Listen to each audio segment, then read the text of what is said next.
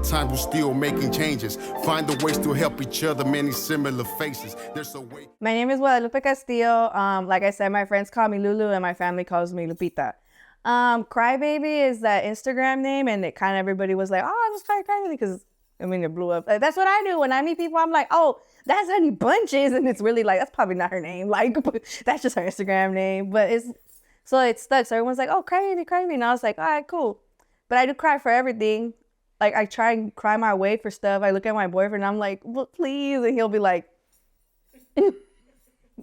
I try to cry my way out of problems. And it's so funny because now my son, like, he be crying. I was like, stop fucking crying, dog. And I'm like, this is all my fault. So I just kept the name. It was just to be, it was supposed to be a fun, it was supposed to be just like a private fun Instagram. Like no reason. Like it was just for fun. And then it just blew up. And then I was like, hey, yo, like, it's different. Like you tell them, I was like, oh, they're like, what's your Instagram? I'm like, oh, Krybabee, but I spell it K-R-Y. And they're like, what? And I was like, K-R-Y-B-A-E-B-B-B, like B-E-E. And I was like, you type it in, there's like maybe like one other person. And then I'm like, report. Report. And they're like, why do you do that? I'm like, because I don't want there to be another one. Like, can I buy that account out for you? So I was born and raised in West LA and Lenox. So growing up, my mom would send us to school in like Culver City, Venice, like the Venice area, like so Culver City and Venice, but we lived in Lenox. So I never went to school there, but like the people that I knew in Lenox were like my neighbors. And I would always just go kick it like at the park with my neighbors. Like we would go kick it at the park, or I would go to the little stores. Like, so I got to know all the little area, like all the little spots around there.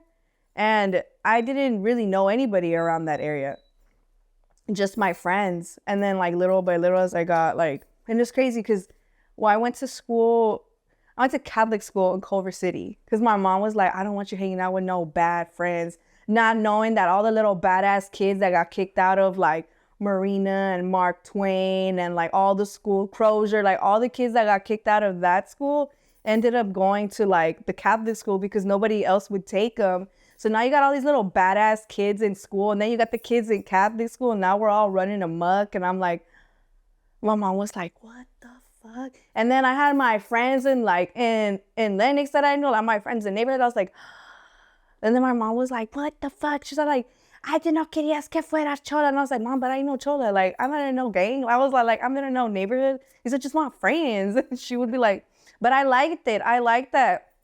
I went to school in like West LA, and then it was crazy because it felt almost like therapeutic because we would be driving down the 405. And once we passed that exit of La Cienega, like when you're going through that bridge, like it almost felt like every problem that I had like in school, like on that side of town just disappeared because now I'm going home. Like I'm crossing that bridge on the 105 and I'm coming home. Like I don't know anybody, like nobody over there knows my friends here. None of my friends know anybody there. So when I would feel like shit, where I would be like, oh man, fuck, I just had a bad day at school. I'd go to my neighbors. I'd be like, what are you guys doing? Oh, let's go on a bike ride. All right, let's go smoke. Or let's go drink. Or we would be getting my craziest memories is like my first little tattoo. I got it like at the neighbor's house. Like I got my nose pierced, my lip pierced, my belly button pierced. My friends are piercing their tongue. My friends are getting tattooed. Like we're all kicking it at my friend's house.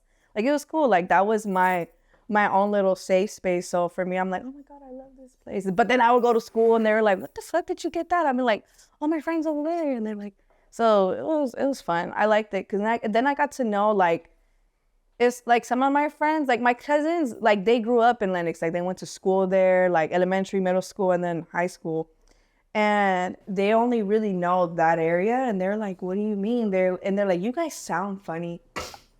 Like the way you talk sounds funny. And my little sister was like, we don't sound, she's like, you guys sound like you guys were in ESL. And I was like, that's fucked up. Why would you say that to them? And then I was like, no, low key, because now my son goes to that school. And it's like super like predominantly like Latino. And you see it, I'm like, oh, that makes sense. Like why, even though we're literally the same people that grew up in the same household, like our accents are slightly different. I'm like, oh, it's really where you grew up. But we grew up on the west side where it's different. Like people in Culver City, people in Venice, Santa Monica, like West LA, like you know about all those people there. So I got to meet a lot of different people. Like, I had my friends here and I had my friends over there. So when it came down to it, it was like really hard for me to just, even if I wanted to be from a neighborhood, like what is really the neighborhood? Like for me, I was so like, there's here and there's there. Like I never really felt like I was stuck in one space. I like that I got to know everybody, that I got to know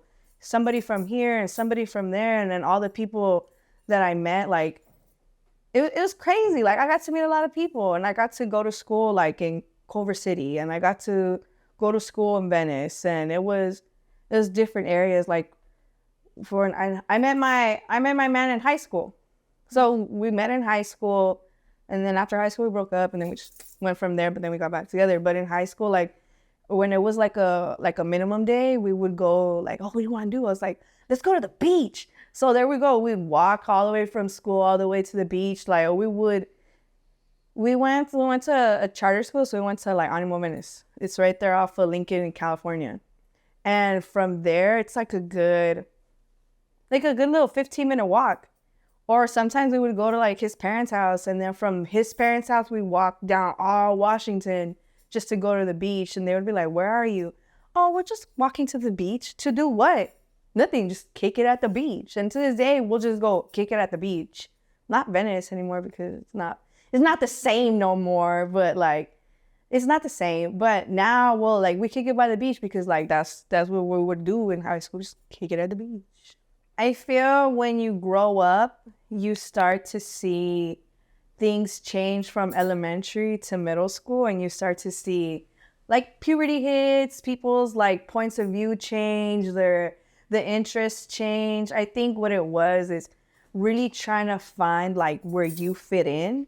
So for a while I remember like 7th grade was pretty hard. Like everybody's like coming from like different, like I said, all the little badass kids that got kicked out are coming to this school, and everything's like changing. And it's kind of like when you have your little first boyfriend, when you and your friends are finally like realizing, oh, like your friend is mad at you over something, and now you guys are not friends anymore. So a lot of falling out. And because I was so like trying to figure out where I fit in, I would have a lot of issues like amongst my friends. So I was like, oh, like, and I think what it was is that I didn't really have the self-esteem. Like I didn't have good self-esteem that I have now. So sometimes I think back, I'm like, oh, poor little me. I was like, all she needed to hear was, yeah, fuck that bitch up. Like, fuck her. Like, or yeah, that kid, like, yeah, fuck him too. Like, he ain't shit. Like those little things that I was like, you know what? Like, that's what I needed to hear sometimes. So I think, but also just the issues that I had at home kind of leaked into, like, you're having issues at home and then you go to school and then now you have more, and it's kind of like, you don't really know how to separate the two when you're a kid. Everything kind of just flows. So whatever you have going on at home, it's not like when we're adults where we're like, yeah, check that shit at the door. Like, leave that at the door. And it's like, you can't do that. Like, as a kid, you don't know how to do that. So whatever's going on here kind of follows you here. And now you're already feeling like shit. Now you have people here at school that, you know, kids can be mean. So now you got all of that going on, and it just kind of meshes. So it's like, I think that's what it was, where I was like, man, like, fuck these kids. Like, I would be like, man, they suck. But then I would come home, like, and I would kick it with my neighbors. And I was like, they're like, oh my God, like, why don't you go to school over here? And I was like, yeah, why the fuck don't I go to school over here? And I would cause so many problems at school where I would try to get kicked out. I would get suspended, just doing the most. And then the principal was like, I'm not suspending you because I know your mom. It's hard for your mom. No, she's like, I'm not gonna kick you out. And I was like, fuck. So I was always I was such a bad little kid in middle school over there at Catholic school. I was like, how the fuck did you guys not expel me? But really, my mom was like, it's because yo hablé con ella. I talked to her and she was understanding. And then my graduating class, like, was the last class of that Catholic school. It got shut down because there was like no more funding. The parents weren't paying, like, the education wasn't good, so like they were getting shut down because all of us were really not. I remember we used to just put our sheets together and the homegirls would be like, I brought markers, oh yeah, I brought my crayons, I brought my color. We would send that just coloring.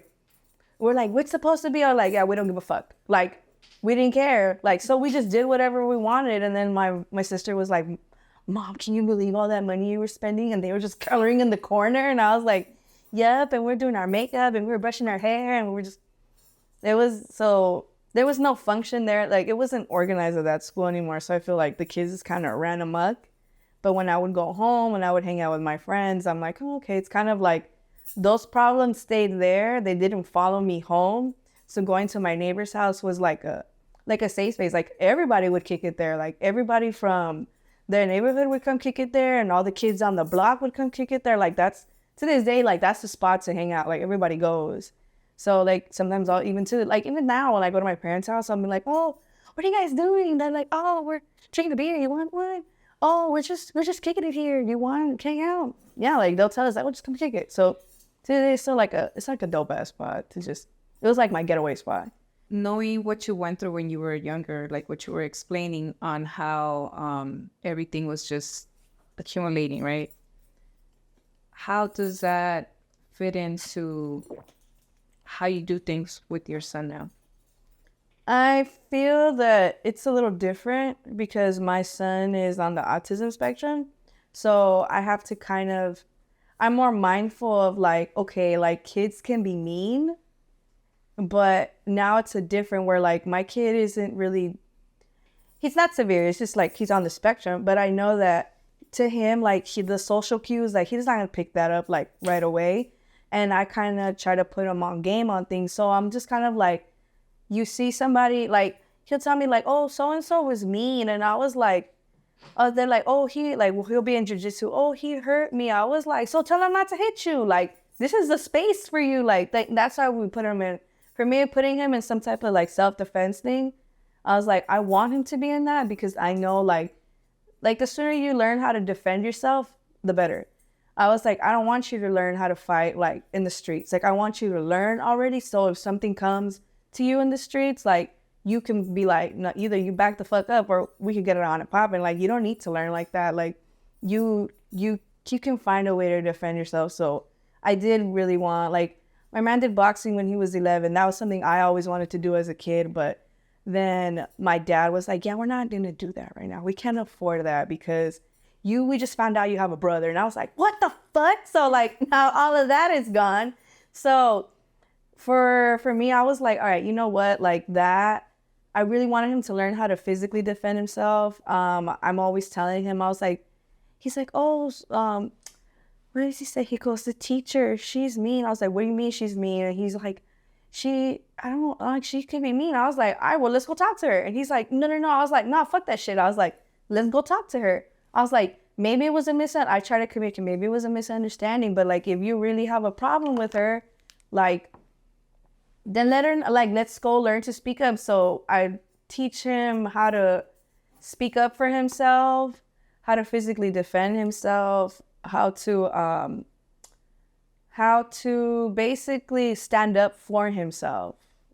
So I'm like, just because like you're not, well, like, quote unquote, like just because you're like on the spectrum doesn't mean that you're dumb. Like I have friends that are in the spectrum and they're like rocket scientists. I was like, you can do anything you want, but we're going to learn how to make sure that you know how to physically stand up for yourself and be like confident with yourself.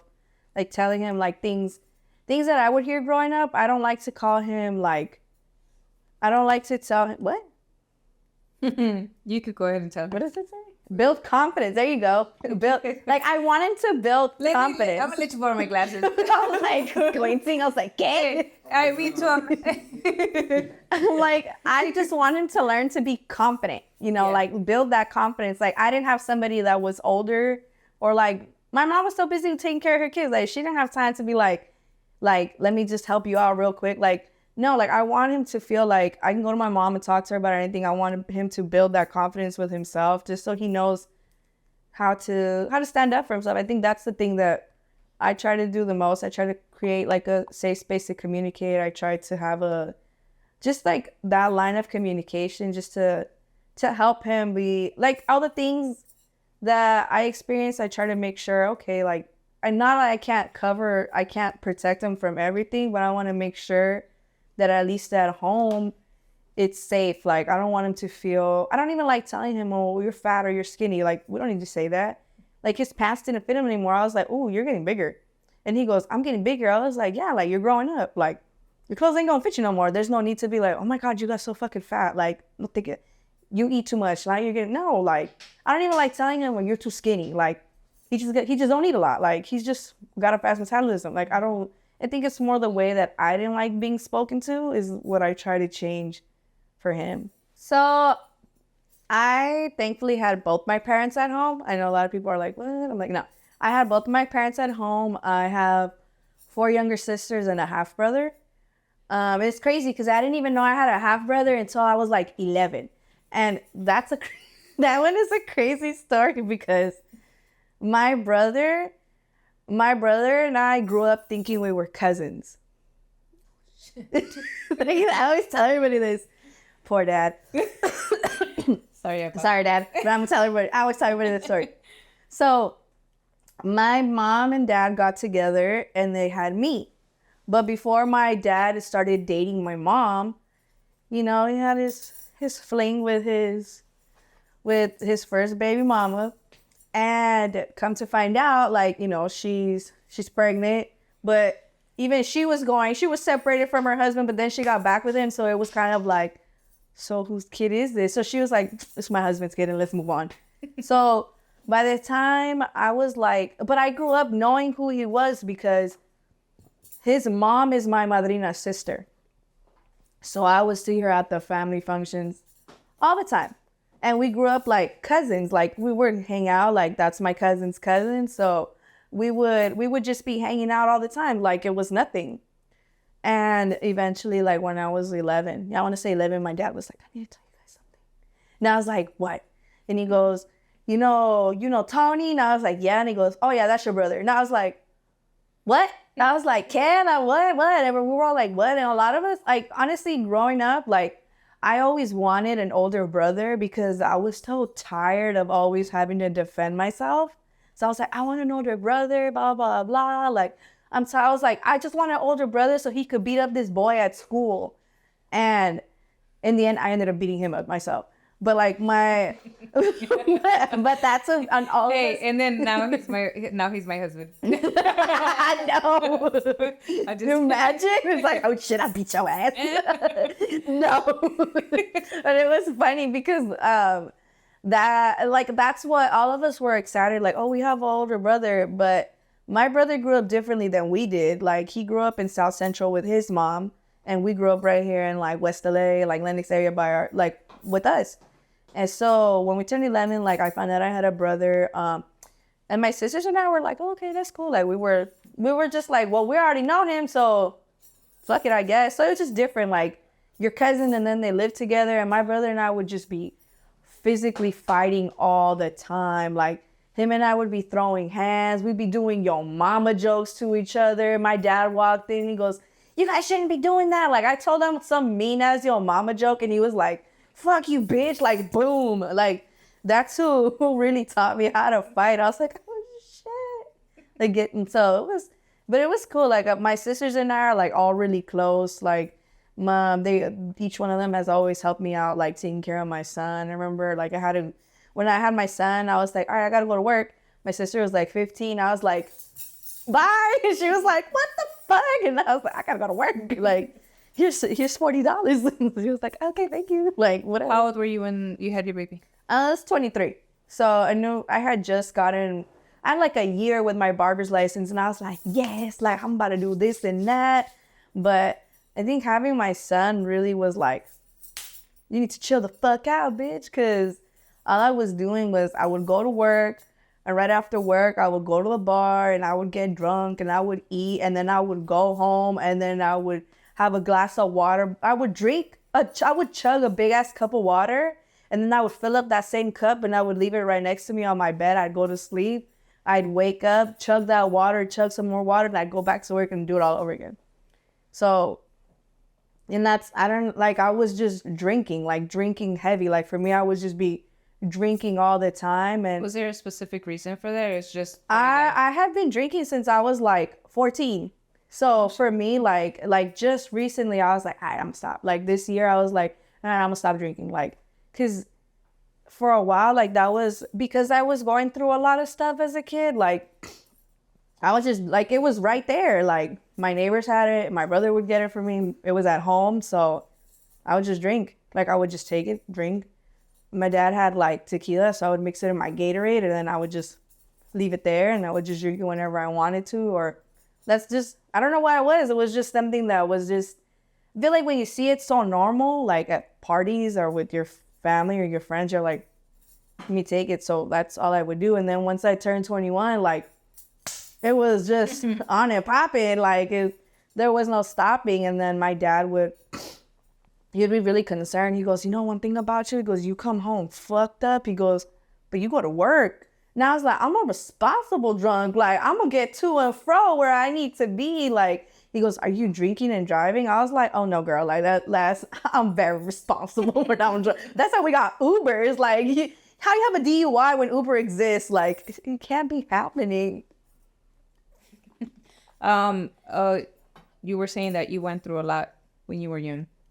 Let's see. I feel like a lot of it had to do with low self-esteem. I think finding out, I wasn't mad that I had a brother, but like I found out, like you started to realize that like, oh, my parents are really pinching pennies. So things that I would get bullied for my teeth. Like I had like crooked teeth in like elementary and middle school. So I would get bullied for that all the time. And then finally my mom was like, okay, we're going to get your braces. Boom. I found out I had a brother and no braces for you. Oh, you're going to do boxing. Found out I had a brother. Boom. No boxing for you. So for a little while I was angry. Like I was really angry. Like I think I was also angry because I was like, why you guys have these many kids? Like, why you have so many kids? Like, so, and I realized like as a kid, like all I really wanted was attention. And the way I would get attention was if you act up, they're going to pay attention to you, whether it's good or bad, you know? And when you act up, then you're getting your ass beat. Like my poor dad, like he would just be like, kapoom, just. So it was a lot of like getting beat at home and then getting beat up at like school.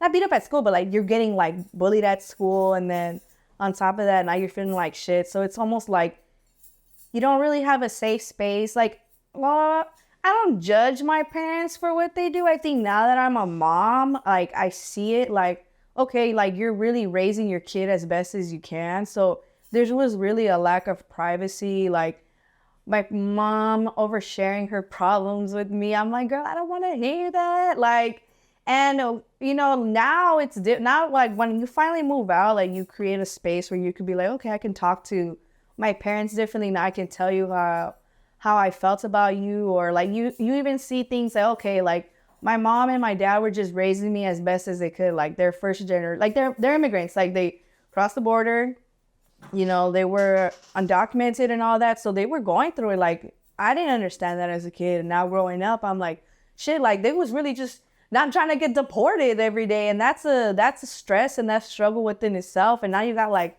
5 kids you got to take care of, like 6 kids, you find out you have another one. Like, and I'm like, fuck, like how, like to this, like even now I'm just like, how the fuck am I going to make my rent? Like some days I'm like, how am I going to pay this bill? I was like, imagine, and I think of my mom, I was like, how old were you when you had all of your kids? And she was like, oh, I was 36 by the time I was 36, I had all 5 of my kids. I was like, girl, I'm 30 and I only have 1 and I'm freaking the fuck out. Like, so now that I'm an adult and I'm a mom, I'm like, okay, like you're really raising me as best as you could. Like maybe you beat my ass, but like that's how you were raised. So like you really raised your kids the way that you were taught.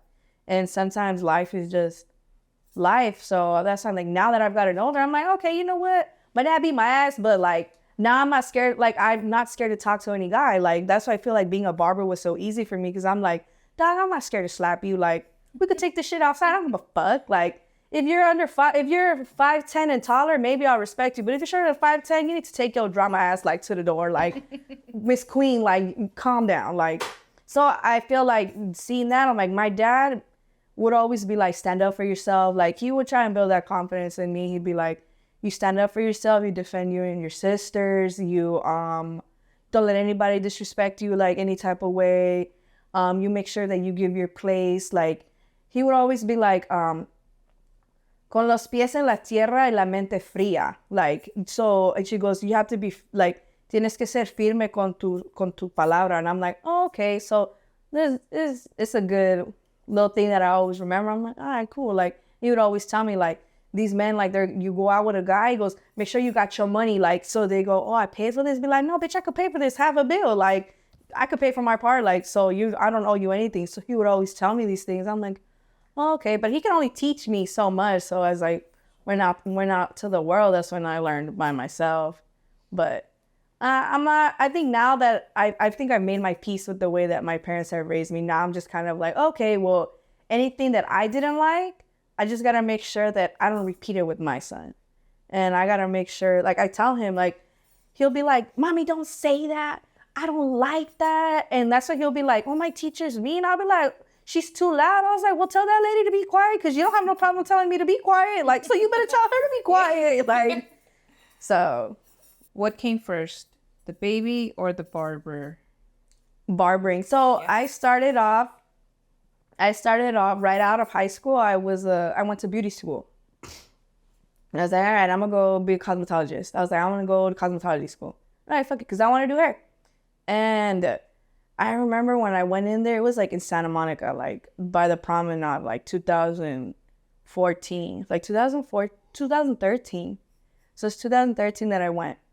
And that school was bougie as fuck, like bougie as fuck. Like I went to school like in Venice and in Culver City, but like back then it wasn't bougie. It was still you still had a couple neighborhoods rolling around over there. Like it wasn't that bougie. And where I went, it was like predominantly like Latinos there. It was mostly like a bunch of Latinos. So, but when I went there, like these were girls that, oh, my daddy owns a construction company and he's paying this bill. Oh yeah, my dad owns a company in Texas and he's paying this. And I was like, okay, like just looking, and they had all the nice stuff. And then I had my homegirls that were like from El Sereno and South Central and La Puente and like Long Beach. Like I had my homegirls there. I was like, oh, okay, those are my friends. Like Santa Maria, like my homegirls. And I met my people there, but you could really feel it how they would. I had a homegirl who started and she came in crutches. And then this lady was like, oh, what happened? Like, why are you in crutches? And she goes, I got shot. And the instructor was like, oh, she's just playing. Like, she's just kidding. She goes, no, bitch, I'm not playing. Like, this is what happened to me.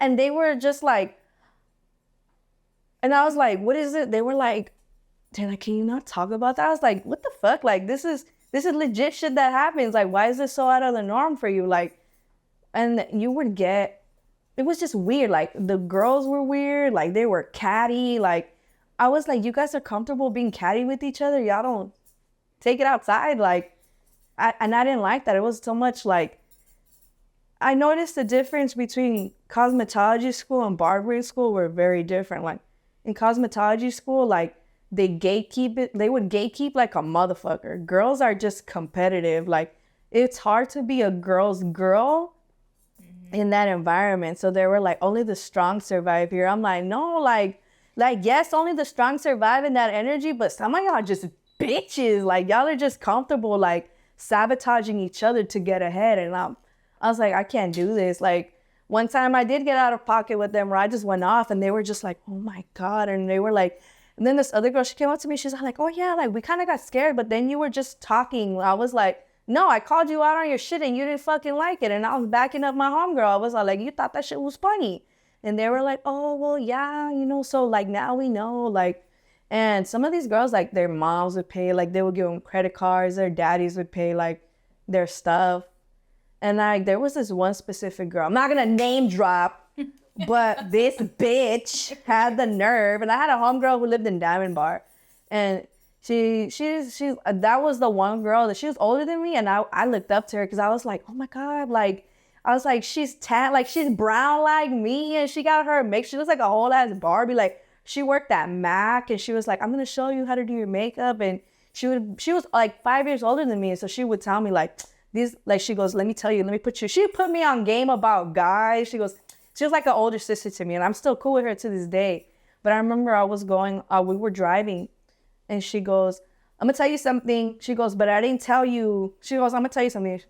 She goes, you know that she said, she's all like, Lulu will never be in like a high-end salon. And she was like, why do you say that? And she goes, well, look at her. Like, she's ghetto as fuck. Like, the way she talks, the way she carries herself. Like, she will never make it in a high-end salon. And mind you, this bitch, her mom owned, if you know, you know, her mom owned a whole ass, like, lash boutique. Like, her parents were paying shit for her. I remember one time she called and she was like, Mom, why isn't my credit card fucking working? I was like, damn, bitch, you talk to your mama like that? Like, she was just a spoiled brat, you know? And she was like, why would you say that about her? And then she goes, she goes, you shouldn't say shit like that because you don't know where she's going. And then I was like, why didn't you tell me that? And she goes, if I told you, you would have acted exactly how she said. And I was like, I really would have been like, yo, what the fuck? I was like, why are you talking shit?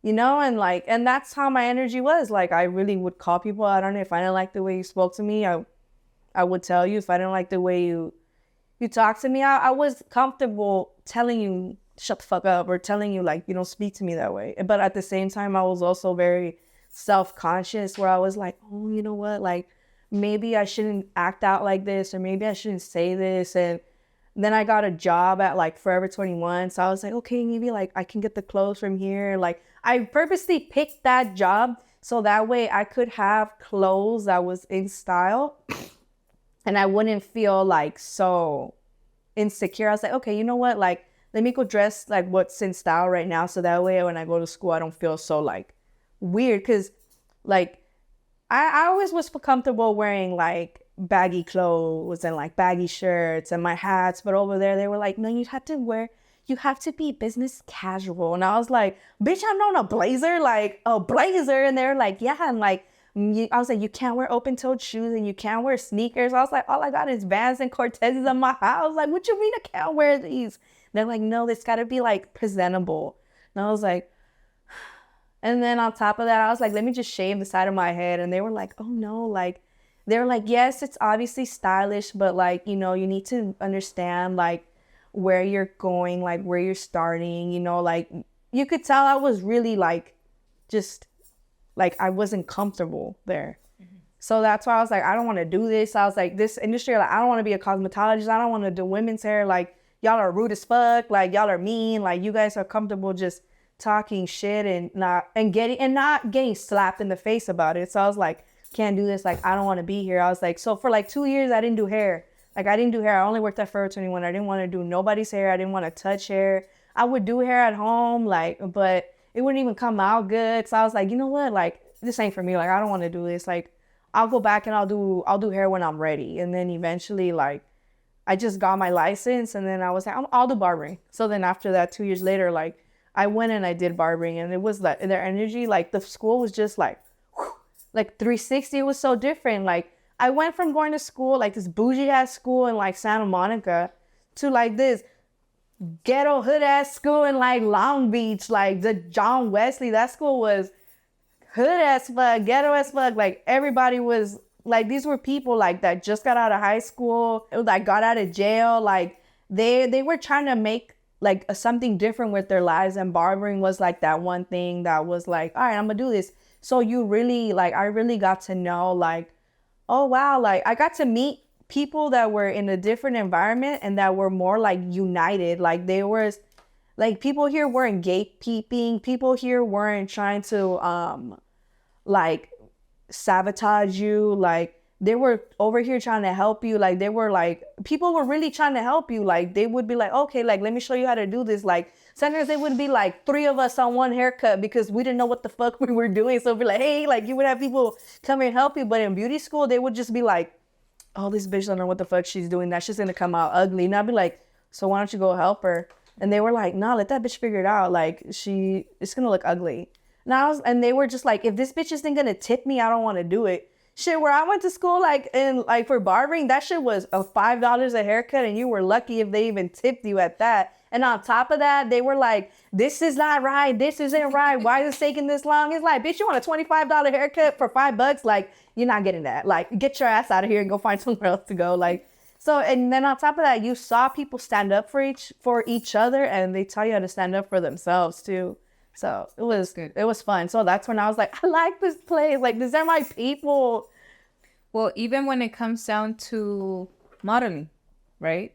Modeling, acting, like for example, when we met, the environment was welcoming.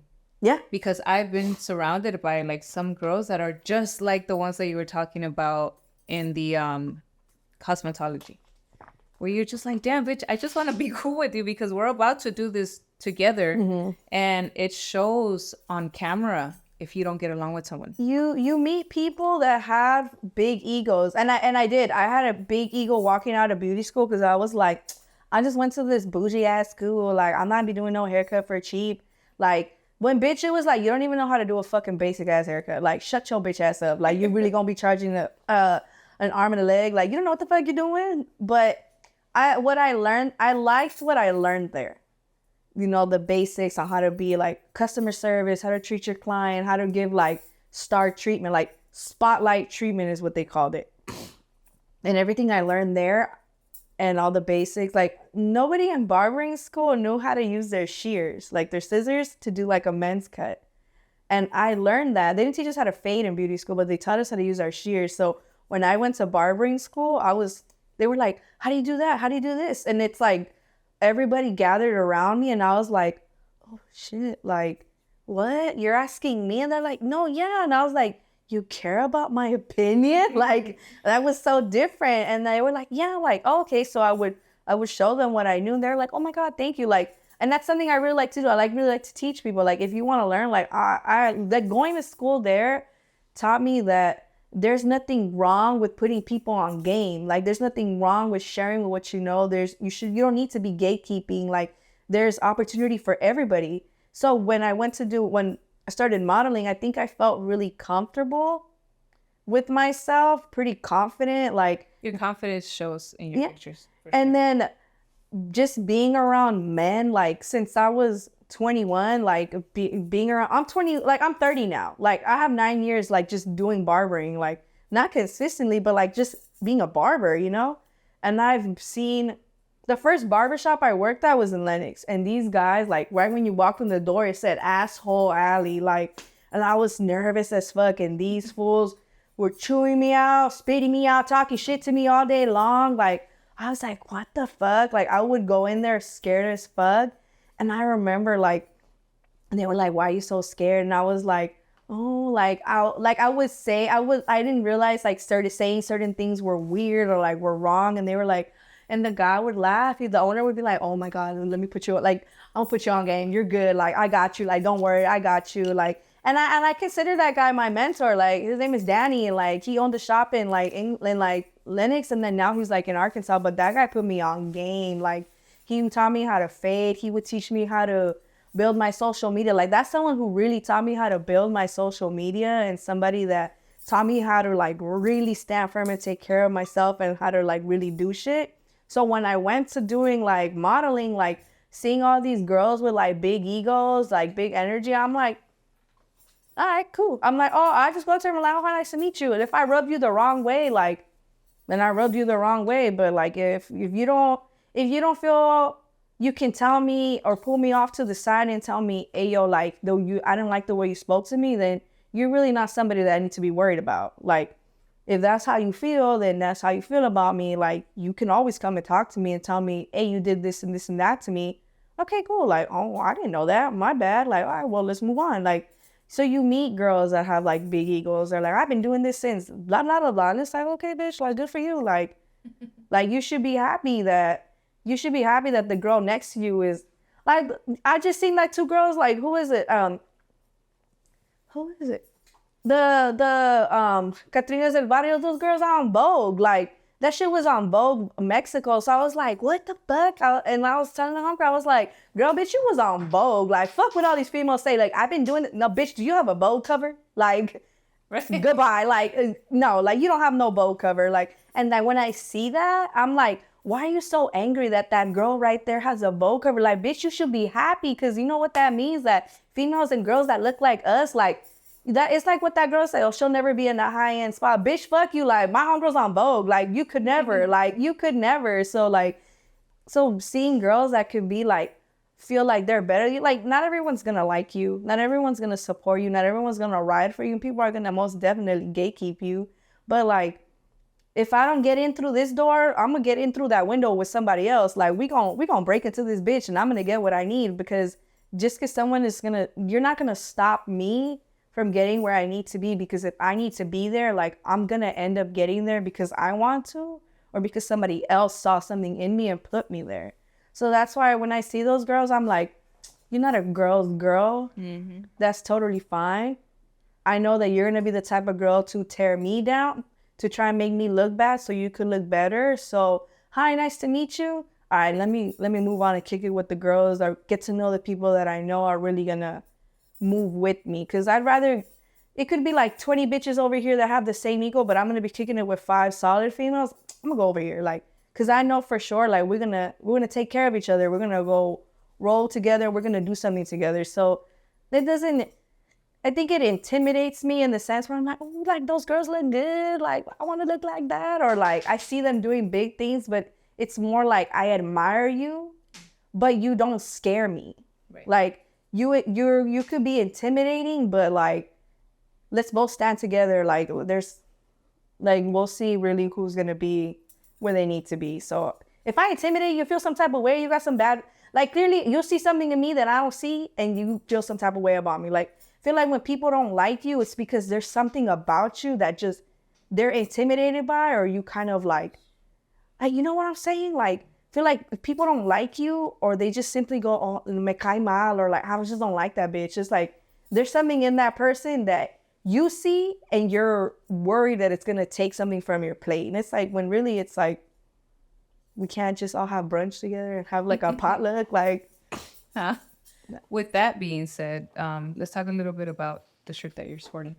So this is Chola's periodical. It's by the homegirl Marsha. You know, she reached out to me. She saw my Instagram. Like, she reached out when she saw I did a shoot in San Diego with Fizzle, and she wanted to get a bunch of girls that were like, I love her work. I love her work. Like, she gets down. Like, yes. So she invited all of us. She goes, hey, you know, I want to do like a Chicana project, and I want us to know, like, it wasn't even about being a chola. Like let's scratch that whole shit. Like, no, I'm not a chola. No, I'm not from no gang. I'm not from nowhere. Like, let me put it like to the nitty gritty. Like, some of us could grow up in the neighborhood, and we're gonna see our older friends or like my brother. My brother's from a neighborhood, but the way he dressed influenced a lot of the way that I dress. I want to dress like my brother. I want to hang out like my brother. I want to hang out like my neighbors next door. Like, we would dress like that. They'll be like, oh, like, I got this shirt, I got this style. Like, the style itself is very like this LA. Like, this is an LA neighborhood. No matter where you're from, like, we all gonna dress like this. Like, we dress with our Levi's, with our Cortezes, with our Chugs, with our Ben Davis, with our Dickies. Like, and back in the day, like, where the cholas back in the day, like, when my age, we wore skinny jeans and like Vans and Chucks and like our spaghetti straps and our scrunched hair and our shoelaces in the hair and like, and our hats. Like, that was the style then. But like, in general, like, just that fashion, like your bangles, like the beauty supply earrings, like it's a style that you grow up with. It doesn't have to do like gang shit. It's like, no, like, that's just the culture. That's just the style, the Chicano culture, the LA style, the LA flow. Like, that's how we would dress. So my friends were dressing like that. Like, I want to dress like my friends. And as I got older, like, no matter where, like, I was always rocking a flannel. I was always wearing a baseball hat. Like, I was always wearing my Cortezes. Like, that was my style. Like, I liked wearing that style. Yeah. So this was kind of what she wanted to show. She wanted to show that everybody, and then like, her thing is Chole periodicals. If you go on her page, she shows you all the pictures that people from different barrios, from different neighborhoods, like, they submit them and she posts them. And what I really like about her is that she shows, just because you're from the hood or you're a chola or wherever, whatever, it doesn't mean like it stops here. Like, she partnered up with Women in Progress, and what that does, it helps women that just got out of jail. Like, it helps them, like, if they need help, like anybody, like if you need help, like, you go there, and it gives them resources to move forward. So a percentage of it goes to that. And what I like about it is that this is a woman, like, who she's an OG from Echo Park. You know, she had her kids young, and when you see her, like, she's got degrees. Like, you would have, like, if you would have seen her then and you would have seen her now, like, people would judge her and be like, she ain't gonna go nowhere. Homegirl got a whole ass bachelor, master, like, she got a degree, bitch. Like, half of these hoes don't even have a degree to be talking shit. Like, which is exactly how that girl was judging you. Exactly. And it shows you, like, just because you see me like this, like, doesn't mean tomorrow that's exactly who I'm gonna be. Like, and that's what I really liked about her. She goes, we're gonna show that people in the neighborhood, like, we're not just this, like, we're not just that. And that's what the Fizzle project, she wanted to do too. Like, yes, like, this is our culture. Like, this is, like, I don't forget where I'm from. I don't forget my roots. I don't forget my friends. I don't forget the neighborhoods. I don't forget the people that I've met along the way. Like, just because, like, let's say this whole acting thing goes off, or like the TikTok or whatever, I'm not going to forget the people that I met along the way. I'm going to be like, you need a makeup artist? Let me call my homegirl Muñeca. Like, oh, you need an actor? Let me call Honey Bunches. Oh, you need a photographer? Let me call Steve real quick for videography. Like, I want to take those people with me because without them, I wouldn't even be here. Like, you need barbers? Yeah, come to the barbershop. Come to Golden Blades. Like, we got you. Like, that's the kind of things that I want to do. Like, I want to be able to put all the people that help me eat. Like, I want to make sure that they eat too. And it's something that I noticed from you the day that we were actually going to film that, because Loretta was like a little stressed out. Mm-hmm. And you were like, actually, if for the next one, if you need makeup artists, I know this and this person. And I just thought that it was cool because I was like, she's dope. Because I get along with people like you so well because I come from the same place, same mentality. And then even to the point where I'm like, okay, I had this homegirl and we fell off, but that doesn't mean that I hate you. Yeah, it just means that we fell off. That doesn't mean I don't respect you. I respect what we had. We had great memories, but a lot of girls are not like that. And the first thing that they want to do is just dish all your stuff out, and it's like, yeah. And I have friends, like, I have some homegirls who I know I wasn't a girl's girl to them. I can admit that and be like, no, I wasn't a girl's girl. I had some solid friends who, for whatever reason, I wasn't a good friend to them.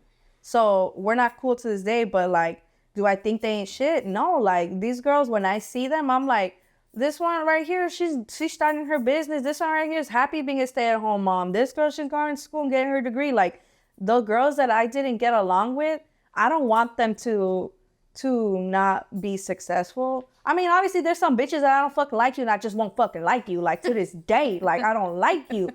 But I don't want you to go through something tragic. Like, you can eat, but, like, at your own table. Like, don't come to me and be like, hey, could you? No, bitch, I'm not going to put you on game. Like, not that I don't want to put you on game. It's just that I'm not going to take you with me because I already seen how you are. If some of those friends that I fell off with and they're like, you know what, like, can we be cool again? I'd be like, you know what, like, why not? Like, okay, like, if we can really mend, like, what got fucked up, like, then I'm willing to fix it. You know, obviously I got to give my apologies when I need to, you know, but I'm going to give somebody, I'm always telling everybody, I'm going to give you your credit where credit is due, because you can't, just because I don't like you doesn't mean I'm not going to bash on your work. Like, there's some barbers, I'm like, I fucking hate you as an employee. But as a barber, I'm like, nah, he gets down. Like, he does solid work.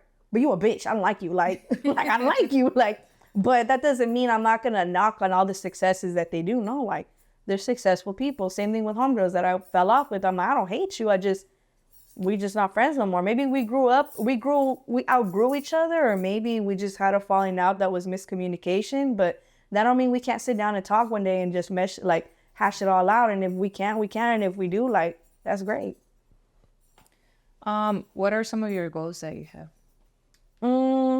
My goals. I want to open a barbershop in like 5 years. So within 5 years, my man and I want to open up a barbershop. 10 years? Dog, what the fuck? How long have you guys been together? We've been together since we were 15. And then we broke up. And then we got back together. Break up. I'm just kidding. Oh, we just outgrew each other. We wanted to experience different things.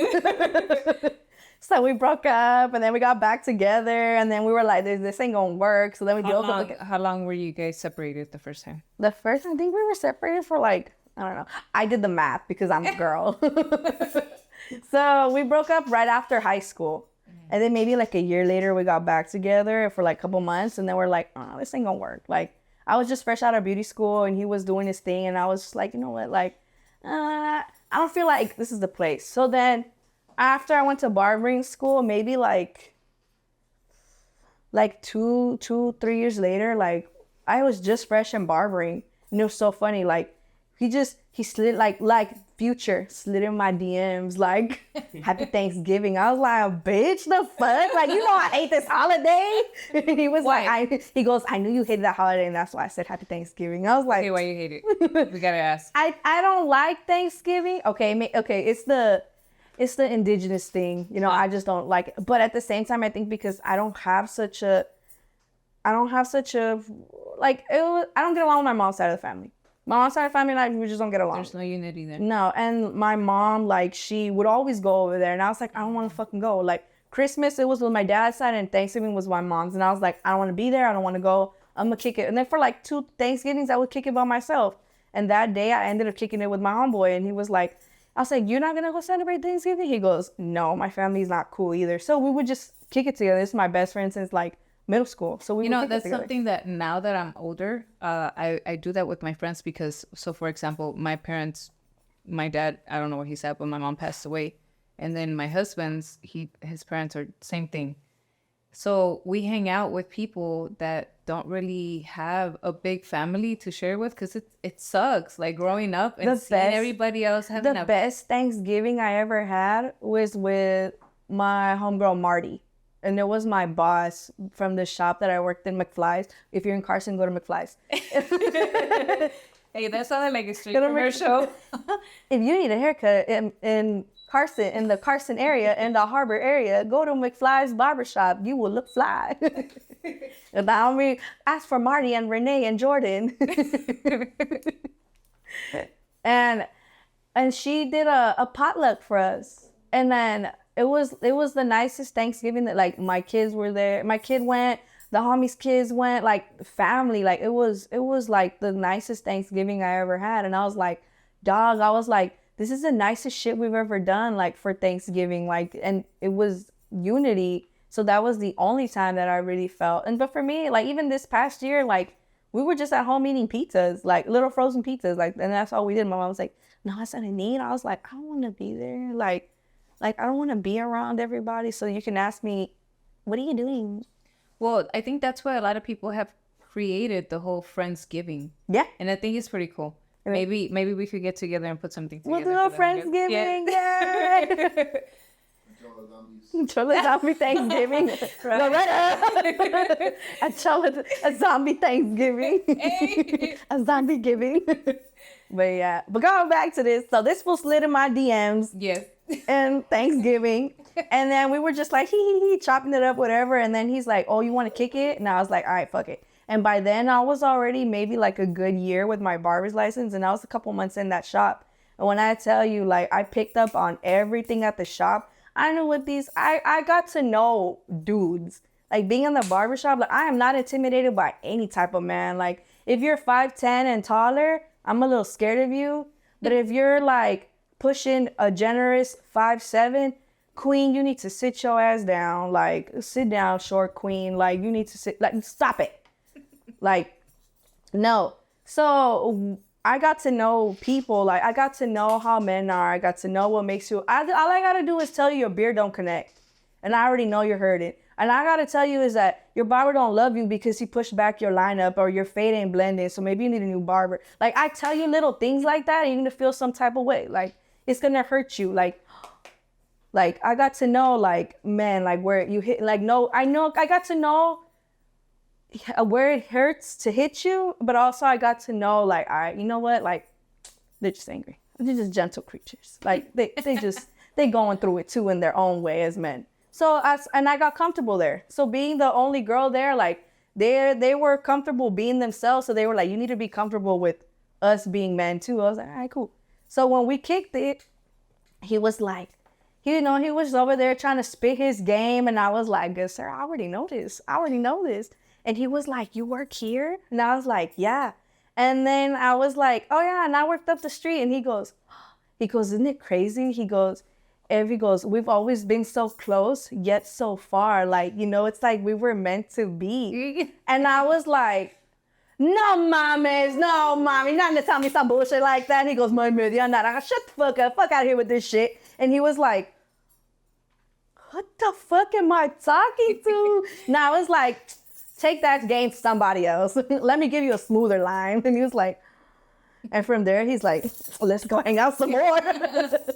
So, and it was cool. Like, I feel like we got to see each other. We got to pull apart, experience different things, date different people, learn different things. And then we come back together, realize it didn't work. And then again, by the time we came back together, it was like, we just wanted to be together. And then and honestly, no relationship is fucking perfect. You know, we be getting on each other's nerve. But like, I like that I was able to experience things. I like that both of us had a whole phase. Let me just keep it a buck. We had a whole phase. I got to meet people. He did his thing. I got to experience barbering. He got to learn whatever he wanted to learn. Like, we learned ourselves without each other. I feel like there's people that have been together since they were like young and they stay together. And then, not saying that it doesn't work, but you don't really get to learn. You don't get to know yourself by yourself. Yeah. You don't get to know the things that you like. You're kind of just used to, oh, well, my partner likes this and my partner likes that. And then you wonder why it just doesn't work down the line and you're bored. Mm-hmm. So I like that we weren't together for a while, because when he met me, he was like, what are you doing? I was like, I'm a barber. And if you don't fucking like it, that's not my problem. And then I was like, because I had met guys who were like, oh, I don't think I want you to be a barber. And I was like, so you gonna pay these bills? Like, you gonna pay these bills? And they're like, what? I was like, because I'm not gonna, they're like, don't you have a cosmetology license? Just because I have it doesn't mean I want to do it, and I don't want to. So I'm not gonna fucking do it. So if you're not gonna pay these bills, like, I really don't care how you feel about me doing hair. And I remember one time I went on a date and this guy, like, he gave me a hug and he was like, you've been around some other guy, huh? And I was like, what? And he goes, why you smell like cologne? I was like, oh, I don't know, bitch. Maybe because I just got out of work and I smell like aftershave and it smells like fucking men's cologne. Like, sorry, I got this Club Man, like, aftershave that smells like a guy. And he was like, I was like, is this going to be a thing where you're going to be tripping on me because I'm working around men all day long? And you could tell, like, they were not comfortable. But I told him, I was like, come to the barbershop, come kick it with the homies. I was like, and you could see, like, how it is in there. And then eventually, like, he ended up doing barbering right after, too. Oh, shit. Yeah, so now we both barbers. So when did the baby come? Like 2 months after we started dating again. He like, you mine. He's like, you started barbering. Boom, had a baby. And he's like, well, now you really not going nowhere. So, like, so I had my kid, like, not even a year into barbering. Boom, I got pregnant. And I had my baby. And I was like, and at first I was like, oh my God. Like, I was excited, but at the same time, I was like reality is hitting me. I was like, I have to figure out how to, I can't go out to the bar no more like that. I can't be going to the bars no more. Like, certain friends, I had to cut them off, you know, because that's all we were doing. We really weren't getting nowhere. I feel like that's probably why my friends and I from back then are not friends no more, because we all needed to grow up. And I feel us being together, we weren't really good friends to each other. We were all just like, let's go hang out and drink. Let's go do something. And I had some solid homegirls, but I feel like even we needed to separate, you know, to grow up. And then maybe we'll come back and be friends again. Maybe we won't. And that's totally fine. But I feel like that's what happened. Like, I had to grow up and I had to figure out, how am I going to take care of this little ass baby? Like, how am I going to do what I have to do? Like, it's hard. So then you realize, like, oh shit, like, even our relationship, I was like, oh, it's fun. And then I had this baby and I'm like, hey, let's go out. You can't. Like, who's gonna watch this baby? Like, we can't go to the bars together. We can't go clubbing together. We can't go smoke together. Like, we have a baby. Like, so, like, it kind of put me in a place. And then we were all like, let's get married. And then I had a baby and I was like, oh no. I was like, I don't think I'm ready to get married. Like, fuck. Like, I feel life hit me with such a reality where I'm like, I really only want to get married because I want to party in a ring. Like, bitch, just give me the ring and give me the party. Like, we don't need to get married. Like, and I realized I'm not ready for that. Like, you start to see all the things that come with the marriage. I was like, oh, I'm not ready for that. Then you see, like, all the responsibilities that come with being, like, a mom. I'm like, holy shit. Like, I really got to be, like, this is my this is my problem. No, this is my job until I die. Like, your baby never stops being your baby and you never stop worrying. And now I'm like, oh, my poor dad. Like, that fool was up late at night. Like, when is she coming home from this bar? Like, my poor dad, you know? And you start to see, like, it's crazy. Like, I really had to grow up, and I really had to learn to heal all that hurt that I had inside of me, because now I was like, I can't drink. Like, and all I've been doing is drinking since I was 14, and now I have to stop. And then after even I had my kid, like, I still didn't heal a lot that was going on. So all I did was drink, and that's why I'm like, oh crap, like, I need to find another way to cope with my issues or whatever's going on with me. I need to learn to cope.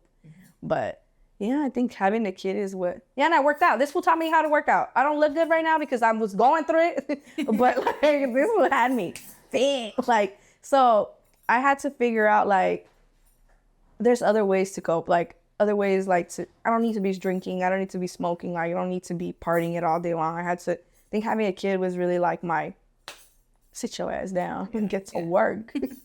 How old was your baby when they discovered that he was part of the spectrum? Like 4. Like, when he 3 or 4. Like, I think when he was in preschool. Yeah, and lacking of talking. Yeah, so at first they were kind of like, oh, you know, kids, like, they develop differently. And then COVID, like, he was in the house all the time with us, and there's really no other kids that are around his age. So I was like, oh, maybe, you know, it's that. But it wasn't until he started preschool was when they were like, you know, your baby's like, you know, he ain't talking. Like, you know, he's not, you know, that's what they were telling me. I was like, oh, okay. And then that's from there is when we started to see, okay, like, you know, your kid might be in the autism spectrum, or maybe he's just on a speech delay. Mm-hmm. And I was like, all right, let's see how he is. And then as he's gotten older, we're like, yeah, this fool's smart as fuck though. This fool's a whole mathematician. Like, like, he's smart as fuck. So I how to explain it? Like, he has autism, and autism does run in my family with one of my siblings and a couple of my cousins. And we're starting to see like nobody really talked about it when we were growing up. And even when it was very like, oh my God, like, it's not a big deal. And I really didn't like that approach that family had on it, where they were like, oh, don't talk about it. Because I'm like, no, like, talk about it, bitch. Like, it's okay. Like, it's not something from another world. Like, I have my friend from high school, and we still keep in touch to this day because our birthdays are 2 days apart.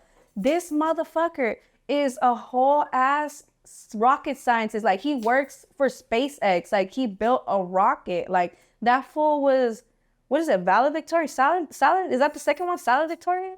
How do you say it? He was up there, though. He was up there. He was like the top 2. That motherfucker is a whole ass SpaceX, like smart as fuck. He builds a rocket. And then that's why when the teachers are like, oh, well, I was like, stop it. I was like, my kid ain't dumb. I was like, he's just not motivated because this isn't interesting.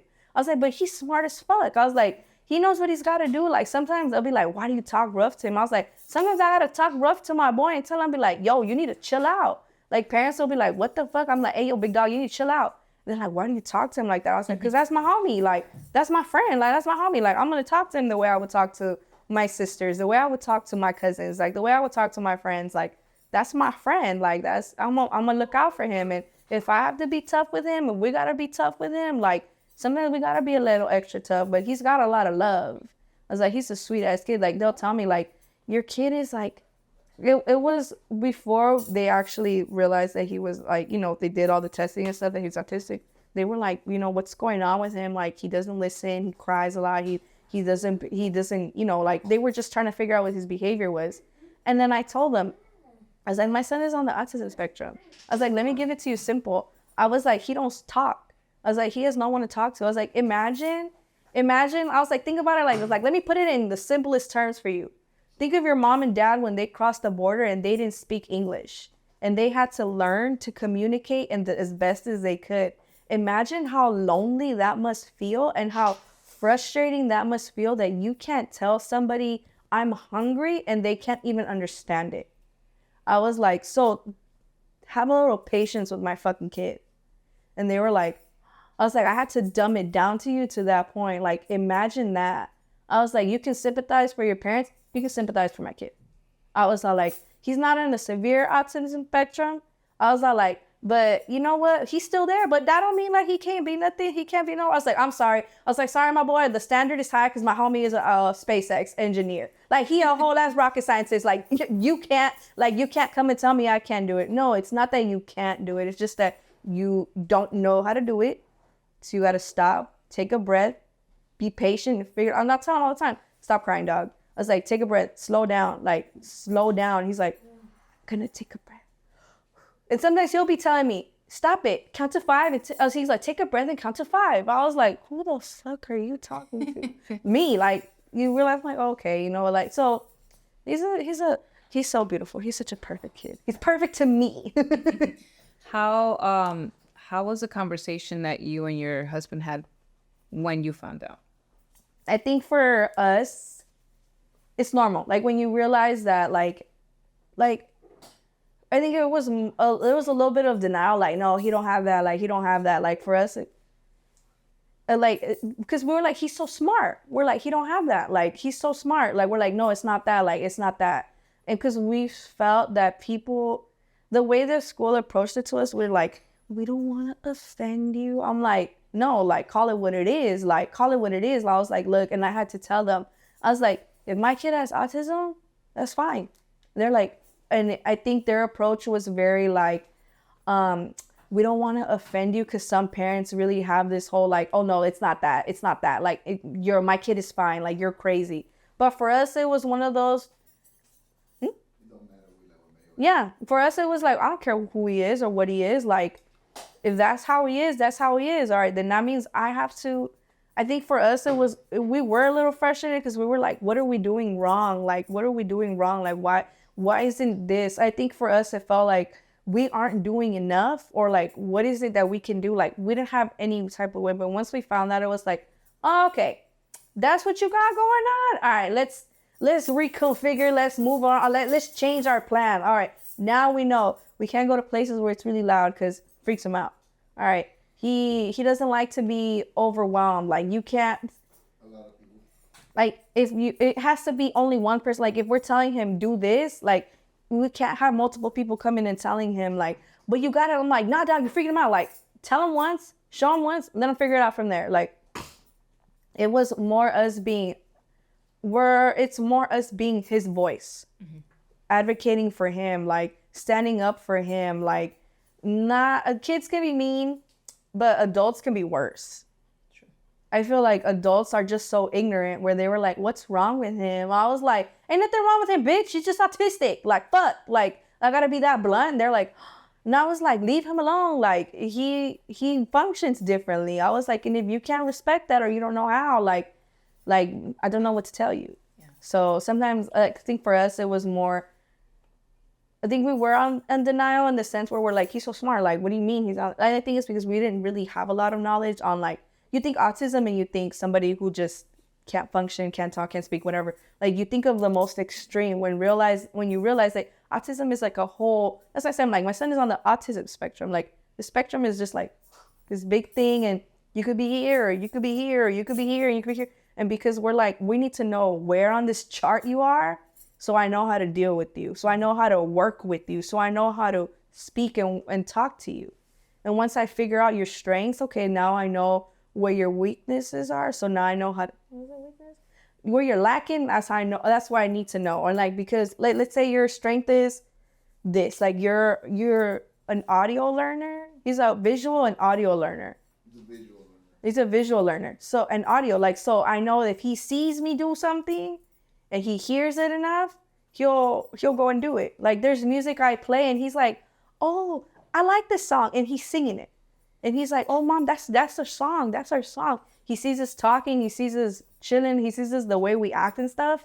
We're like, oh, okay, like he's picking up on that. I'm like, all right, well, obviously when the way I need to teach you is through visuals, through audios, and making sure I'm doing it one-on-one with you. And then I got to walk away so you can figure it out.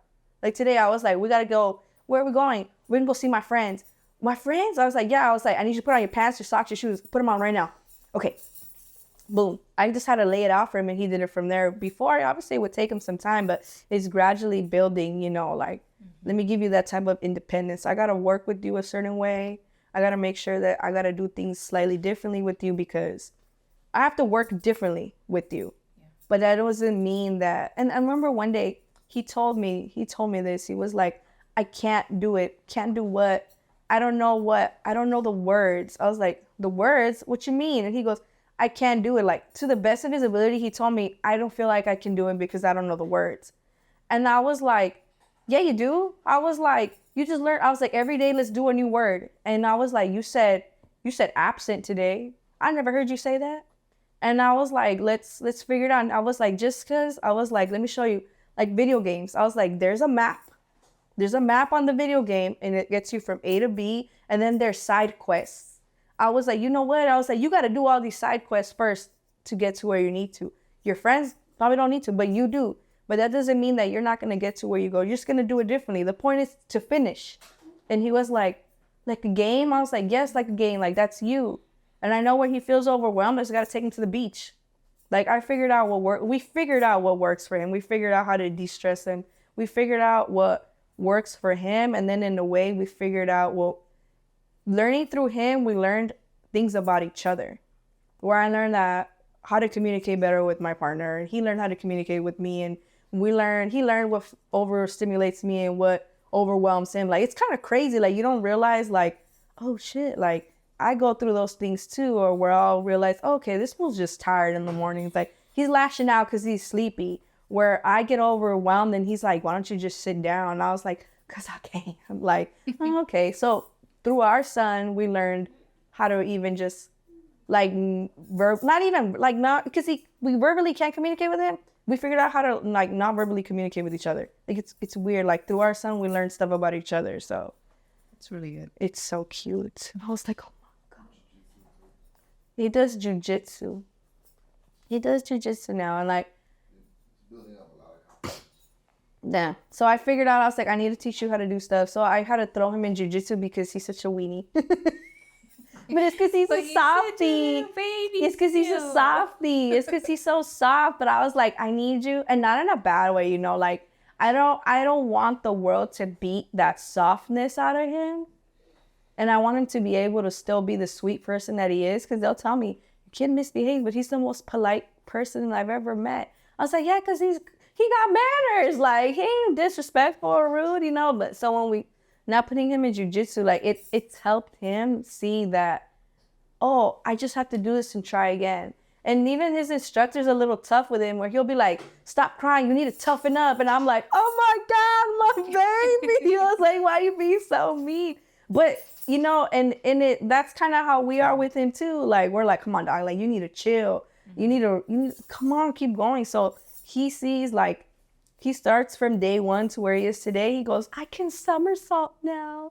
I can do this. I can do it. And I was like, yeah, like, so it builds his confidence. So I'm like, so I tell him, I was like, you can do this. Like, you can do whatever you can do in school. Like, takes time. And he's like, okay. So he has great parents. You guys are doing amazing. We try. You're doing great. Thank you. Come on, somebody. Come here, Sadie. You'll be like, come on, somebody. I'm like, oh my God. His speech was like when he was talking, I was like, I feel like he's talking to me. It was like negative environments at work. I was like, dog, he's talking twice. Anything else that you might want to talk about? Go to Chola's Periodical and get you a shirt. Get you this bomb-ass shirt. They're cozy. They're comfy. They're not like a pro club where you feel like it's choking your neck. It's like nice, soft fitted. It's like light. Your earrings, are they from My earrings are from Trap Hoops. So go to Trap Hoops. Oh, and I have a barber expo. Well, it's like next Sunday. I'm going to send you a ticket. It's this Sunday. It's May 26th. So come. Well, I don't even know if it's going to be there. But if not, then, I mean, we could always catch up with you again. Mm-hmm. I'm pretty sure that you're going to have a lot of things going on later on and a lot of accomplishments. So we can bring you back. Maybe by that time, you'll finish the movie. Hopefully. But maybe not. Well, I'm a barber. I work at Golden Blades in Culver City. I take up, my man works there too. We both work together. Like, well, if you can't get a haircut with me, you can get a haircut with him, you know. Your Instagram, where they might be able to reach out to you? My Instagram is Krybabee. It's Krybabee. And it's my TikTok too, but I'm not really active on TikTok. But it's there. You can follow me there too.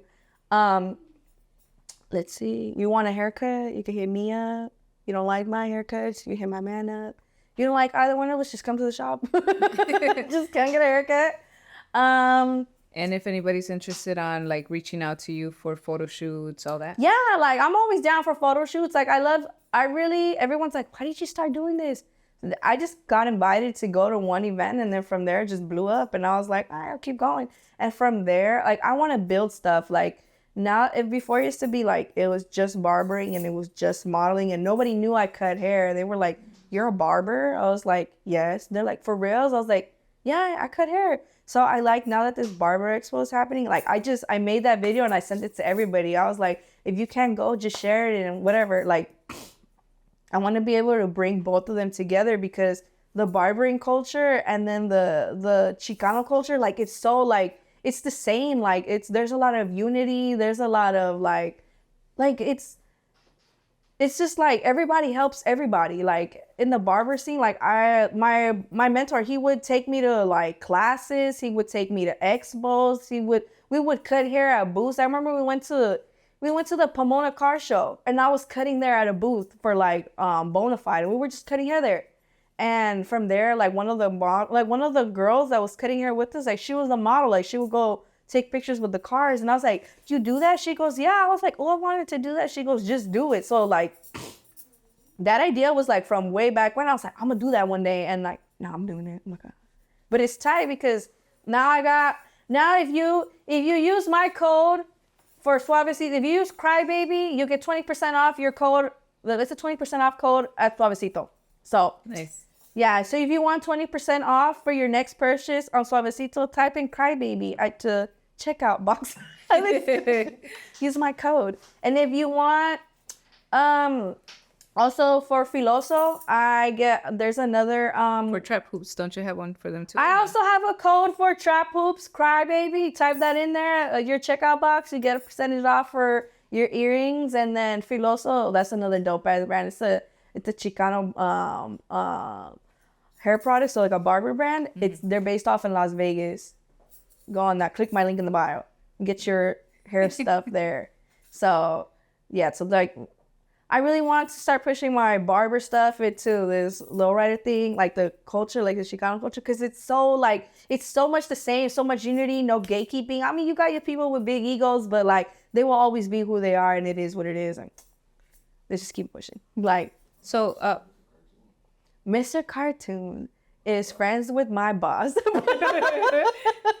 Just to let you know. Just let you know, like that's how cool we are. Hey, for all the bitches that didn't believe in me. For all the hoes, for that bitch that said I was never gonna make it. Look at me now. All over Instagram. Yes, I know you see me, bitch. Who are you? Yeah, what was it? She goes, you bitches could never. What's that Nicki Minaj one? She goes, you can't get rid of me, bitch. Yeah. You can't get rid of me, bitch. I'm your motivation, mama. Or something like that. You can't get rid of me, bitch. I hope y'all enjoyed my story. It's a little crazy. It's not as crazy as everyone thought it would be. I just have a lot of problems. And a lot of healing to do. You know, let's see. Use my code Krybabee at the checkout box for Suavecito, Filoso, and Trap Hoops. And be sure to shop Cholo Periodical so you can get your bomb ass tea. And come get a haircut at Golden Blades Barbershop in Culver City. You can book an appointment with me. You can book an appointment with my man. So my name is Guadalupe Castillo. My friends call me Lulu. My family calls me Lupita. Call me whatever the fuck you want. You call me Krybabee if you want to also. I don't care. Just call me. Thank you for listening to my story. This is Making Changes.